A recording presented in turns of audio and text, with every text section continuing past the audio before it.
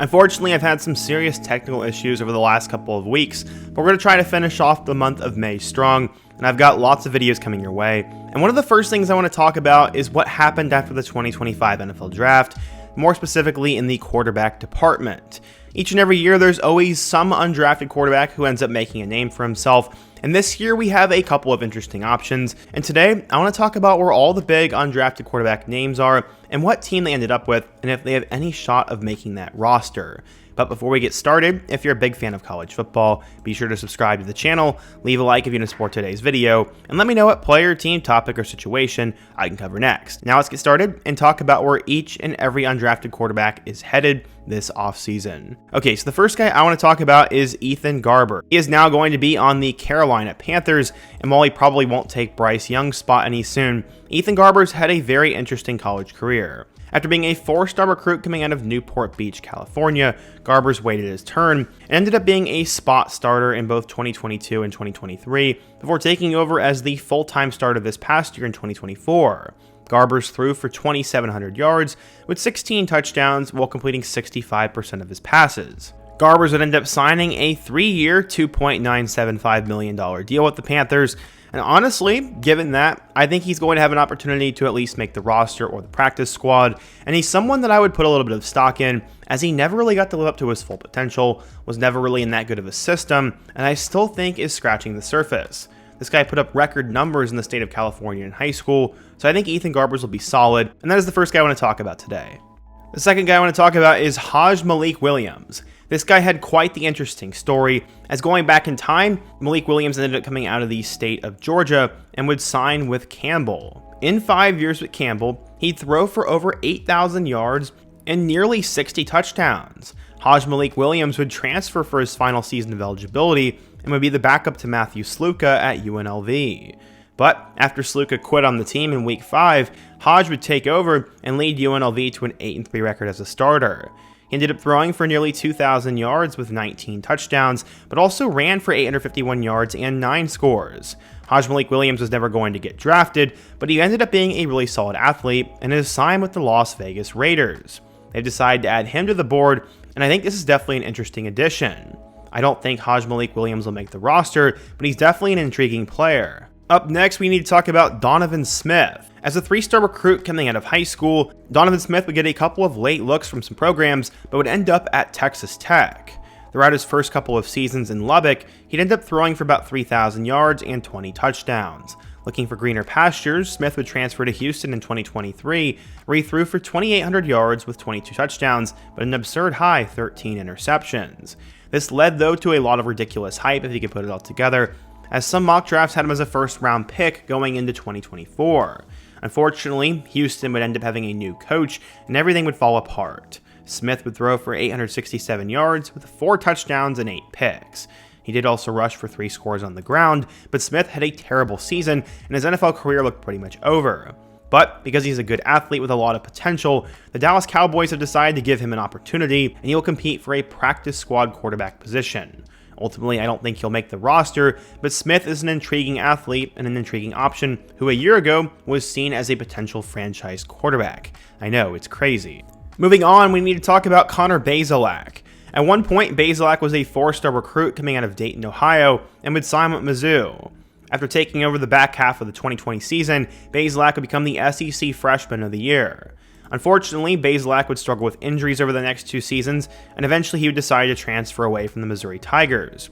After spending 1 year at Indiana University in Bloomington, he decided to transfer to Bowling Green for his final 2 years of eligibility. He ended up throwing for over 5,000 yards with 30 touchdowns, and ended up leading Bowling Green to some decent seasons. He played well against Penn State. He had about 5 years of starting experience, which is why he ended up getting a free agent deal with the Tampa Bay Buccaneers. Obviously, he'll never take over for Baker Mayfield, but maybe Basilac can grab a practice squad spot, and he's a guy who a lot of people totally forgot about. In my opinion, there is one undrafted quarterback who's in a complete tier of his own, and that is Seth Hennean. The son of a legendary high school coach, Hennean was the 3-star recruit who ended up going over to Memphis, and he would take over as the full-time starter when Grant Gunnell got hurt. Hennean would spend 4 years with the Memphis Tigers and put up ridiculous numbers. He ended up leading Memphis to a lot of success in his final 2 seasons, and in total, the guy had nearly 15,000 yards and broke the American Athletic Conference record for career touchdown passes. At 6'3", Hennean was a really solid prospect, but unfortunately, some were worried about his accuracy and his ability to translate to the NFL, and maybe some of them had Paxton Lynch syndrome. Ultimately, he'd end up getting a combine invite, but was snubbed from the draft, but has since signed with Jacksonville. He wasn't initially on Liam Cohen's radar, but right after the draft ended, they decided to go after Seth really hard, and honestly, I could see him taking that 3rd spot on the Jags depth chart and beating out John Wolford. I definitely think Hennean is an NFL quarterback in some capacity, and hope the best for him moving forwards. Another guy who probably won't make an NFL roster but is getting an opportunity is quarterback Ben Waldridge. Being out of high school in California, he would end up playing a long time in college football. Originally, Waldridge would end up starting out at Fresno State, as he was a backup there for 2 seasons before he would transfer to Louisiana. He'd start some games in 2022 before not playing much in 2023, but retaking over as the starter in 2024. He led the Cajuns to a really solid season, and he became the Sun Belt Player of the Year after he threw for 2,400 yards and 17 touchdowns. He also completed 66% of his passes, and Waldridge would end up signing with the New England Patriots just to fill some roster need. Ultimately, I doubt he makes the roster, but he's at least someone who's going to fight for reps and fight for a spot on the team. Speaking of guys who signed with the Buccaneers, we also need to talk about Garrett Green. Coming out of Florida, Garrett Green was a late riser in his high school class and blew up at the Elite 11 and signed with West Virginia. Many didn't think he'd ever really get an opportunity to play for West Virginia though, but he would end up proving all the doubters wrong and would eventually take over for them. Green would start the back half of the 2023 season, throwing for 2,400 yards and 16 touchdowns while rushing for 13 more, which is why some thought he could maybe be a late NFL draft pick, or at minimum, a really good quarterback in the Big 12. Unfortunately, Green did not have a very good season in 2024, as he only passed for 2,300 yards with 15 touchdowns, while also having 12 interceptions, and this time, he only ended up having 6 scores on the ground. Green is a really tough player though. He can run the ball and is decent at passing, but it looks like he won't even end up playing as a quarterback for Tampa Bay. It looks like he's going to move positions and try his luck as a wide receiver. One of the best stories in the 2025 draft class has got to be quarterback Colin Schley. He came out of the state of Maryland and originally went to Kent State, which is pretty much a death sentence for college football at this point. He ended up actually having a really good couple of years for the Golden Flashes, and honestly became one of the best quarterbacks in school history while he was there. He threw for 2,100 yards and 13 touchdowns in that lone season as a starter. He then would transfer to UCLA in 2023, but would lose the job to both Garbers and Dante Moore. He would transfer one more time to Virginia Tech for 2024, but this time he was stuck behind Kyron Drones.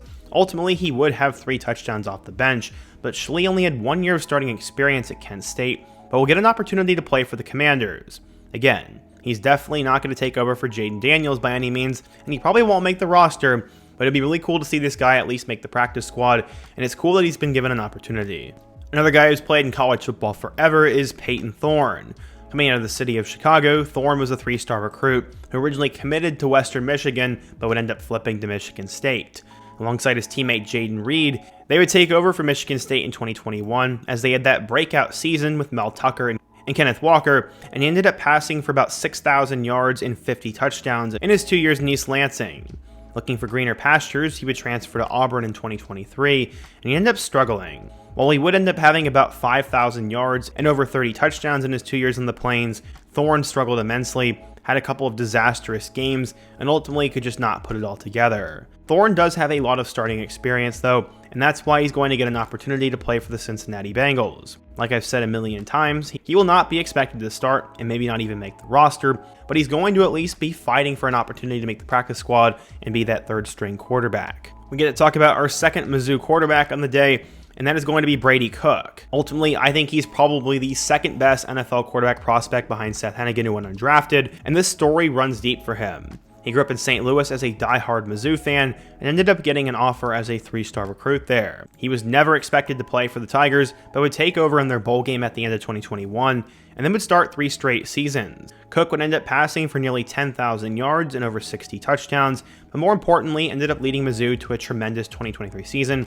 in which they won over 10 games and won the Cotton Bowl against Ohio State. He battled some injuries in 2024 and notably ended up going to the hospital at halftime and came back and helped them beat Auburn. Cook was a good runner, a good passer, and a good leader, but I wouldn't exactly say he pops off the page in any area. Ultimately, I see him as a practice squad type quarterback, but knowing how gritty he is and Mizzou's history of producing good NFL backup quarterbacks, I would expect Brady Cook to find a way to make it. Another really cool story is Max Brommer. He ended up getting to stay local to where he played college, at least kind of. Max Brommer ended up coming out of the state of Georgia and was not wanted by any major programs. He'd have to go all the way over to New Hampshire, where he did become one of the best quarterbacks in FCS football during his time there, and ultimately, after throwing for nearly 8,000 yards and 60 touchdowns in his last 2 seasons, he would transfer up to the Power 4 level to end up getting a chance to play in the league. In his 1 year at Minnesota, he completed 67% of his passes, threw for 2,900 yards, and also had 18 touchdowns.